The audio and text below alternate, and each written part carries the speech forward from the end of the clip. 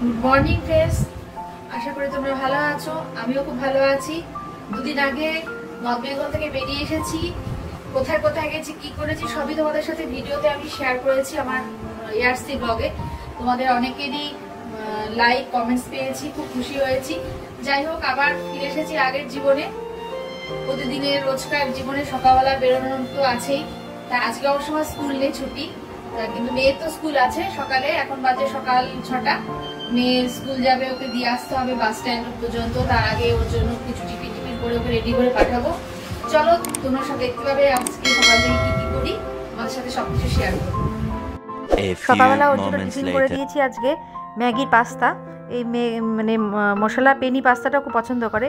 কিছুই না, সেটা সেদ্ধ করে এর ভিতরে যে পাস্তার মশলাটা আছে ওই মশলাটা দিয়ে কিছুক্ষণ 5 মিনিট মতন গ্যাসে রেখে ওটা নামিয়ে দিয়ে তারপরে টিফিন বক্সে দিয়ে দিয়েছি। আর সকালবেলা অন্য কিছু খায় না, কমপ্লান আর দুটো ব্রেড বাটার অথবা জ্যাম দিয়ে দিই। সকালবেলা খেয়ে ও স্কুলে চলে যায়।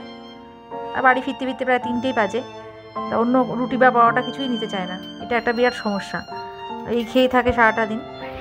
যাই হোক, সকালবেলা প্রায় 7টা বাজতে 5, এখন স্কুলে বাস আসবে 7টার সময়। তাই ওকে নিয়ে এখন যাচ্ছি বাস স্ট্যান্ডে। সকালবেলা স্কুলে যাওয়ার সময় খুব মানে ঘুম ঘুম ভাব থাকে, তো এনার্জিটা খুব একটা আসে না। কিছুক্ষণ পরে তখন আবার মানে বাসে বন্ধুদেরকে দেখার পরে ওর আবার আনন্দটা শুরু হয় আর কি। বাড়ির সামনে দেখো কত ফুল গাছ আমার। অন্যবারে আরও অনেক সিজনের ফুল হয়, এবার সেভাবে হচ্ছে না। বাড়ির সামনেই বাস স্ট্যান্ড, স্কুলের বাস স্ট্যান্ডে চলে এসেছি। বাসে এখনও যাবে, এখনই ছাড়বে। তারপরে বাড়িতে ফিরে এসে ফুল গাছটাগুলো একটু দেখাশোনা করি যখন সময় পাই। এই বগনভেলিয়া গাছটা নতুন আনা হয়েছে নার্সারি থেকে।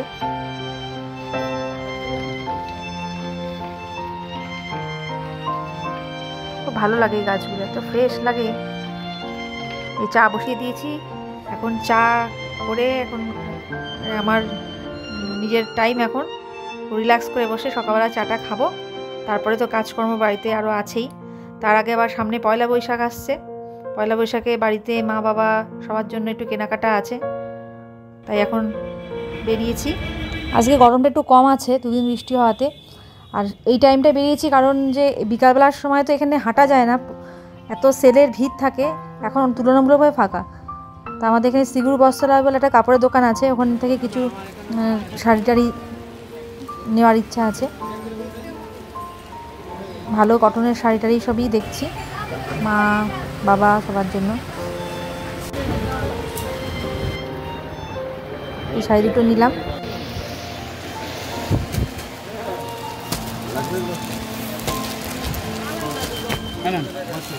A few moments later. থেকে একটা মাটির হাঁড়ি নিয়ে এসেছি।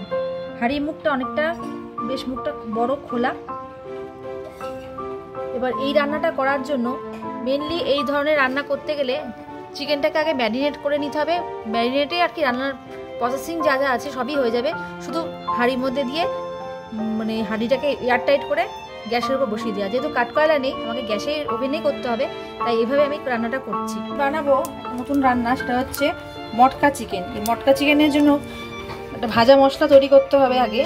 সবার প্রথমে আমি কড়াইতে শুকনো খোলায় শুকনো লঙ্কা, তেজপাতা, গোটা জিরে, মৌরি আর এগুলোকে একসঙ্গে ভেজে নিয়ে একটা ভাজা মশলা তৈরি করে রাখবো। করার জন্য আমার প্রথমে লাগবে পেঁয়াজ নিয়েছি, কিছুটা টমেটো আর আলু 4 টুকরো করে রেখেছি। সাথে আছে আদা বাটা, রসুন বাটা আর পাকা লাল লাল লঙ্কা, সেই লঙ্কা বাটা। আর ফোড়নের জন্য শুকনো লঙ্কা, তেজপাতা আর গোটা জিরে আলাদাভাবে দেব। এছাড়া ভাজা মশলা তো আমি করেই রেখেছি, তোমাদেরকে আগেই দেখালাম। এবার আমি মাংসটা কীভাবে ম্যারিনেট করে দেখে নাও। প্রথমে চিকেনটা আমি এই হাঁড়ির মধ্যে নিয়ে নেব। এই হাঁড়ির মধ্যে আর কি ম্যারিনেটটা করতে হবে, আলাদাভাবে করলে হবে না।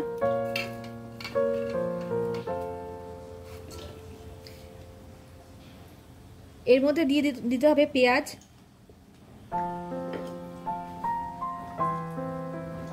সাথে কেটে রাখা টমেটোগুলো, আদা রসুন বাটা,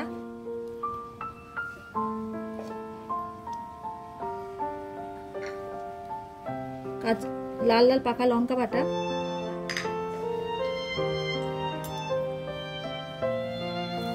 আর দিতে হবে অবশ্যই সাথে জিরের গুঁড়ো।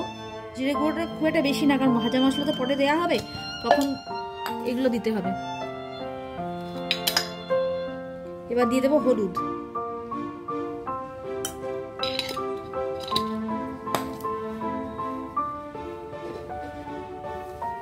ভালো করে মাংসটাকে ম্যারিনেট করতে হবে, চটকে চটকে মাখা যাবে, আদা রসুন বাটার মশলাটা এর মধ্যে ভালো করে যাবে। সাথে দিয়ে দিচ্ছি কাশ্মীরি লঙ্কার গুঁড়ো, আর দেবো স্বাদ মতন।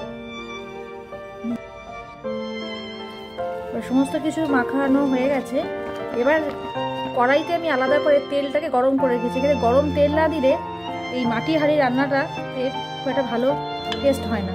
তেলটাকে আগে গরম করে নিতে হয়, সেই গরম তেলটা দিয়ে চিকেনটাকে ম্যারিনেট করে নিতে হবে। গরম তেলটা আর ভাজা আলুটা হালকা করে ভাজা, এটা এর মধ্যে দিয়ে নিয়েছি, দিয়ে এর মধ্যে ম্যারিনেটটা আর ভালো করে করতে হবে, করে তারপরে গ্যাসের আগুনে বসিয়ে দিতে হবে হাঁড়িটা। হচ্ছে গোটা রসুন একটা দিতে পারলে ভালো হয়, কিন্তু গোটা রসুন দিলে আবার বাড়িতে সবাই খাবে না, ওই জন্য ভাবছি রসুনের কোয়া কয়েকটা ছাড়িয়ে এর মধ্যে দিয়ে দেবো। আর লাস্টে ভাজা মশলাটা রসুনগুলোকে কোয়াগুলোকে ছাড়িয়ে এর মধ্যে দিয়ে দিয়েছি, গোটা রসুন না দিয়ে। চিকেনের হাঁড়িটা এবার আমি গ্যাসে বসিয়ে দিয়েছি, জাস্ট একটু নাড়িয়ে মানে হাতা দিয়ে একটু এপিট ওপিট করে দিয়ে তারপর এখানে পুরো কভার করে দেবো, যাতে কোনো রকমে বাইরে থেকে হাওয়া না যেতে পারে। পুরো দমে রান্নাটা হবে। একটু জল দিয়ে দিলাম। এবার রুটির মতন করে বেলে এর উপরে পুরোটা ঢাকা হিসাবে রুটিটা দিয়ে পুরো ঢাকা করে দিয়ে মানে কভার করে দেবো জায়গাটা, যাতে করে বাইরে বাতাস ঢুকতে না পারে, পুরো এয়ার টাইট থাকবে। দিয়ে পুরো কভার করে দিয়েছি হাঁড়িটা, একদম গ্যাস পুরো লো, একদম কমিয়ে দিয়েছি। কমিয়ে দিয়ে এবার রান্নাটা হবে মোটামুটি 40 থেকে 35 মিনিট তো রাখবো। একদম কমিয়ে দিলাম গ্যাসটা। কেমন হবে দেখি এবার। জয় টেস্ট কর, এরকম ভাবে বানিয়ে খাবেন, আশা করছি ভালোই লাগবে। আজকে ভিডিওটা এই পর্যন্তই। তোমাদের যদি রান্নাটা ভালো লেগে থাকে তাহলে তোমরা লাইক, কমেন্টস এবং অবশ্যই সাবস্ক্রাইব করে দিও যারা যারা এখনো সাবস্ক্রাইব করোনি। আজকের মতো ভিডিওটা পর্যন্তই, আবার দেখা হবে তোমাদের সাথে। টাটা।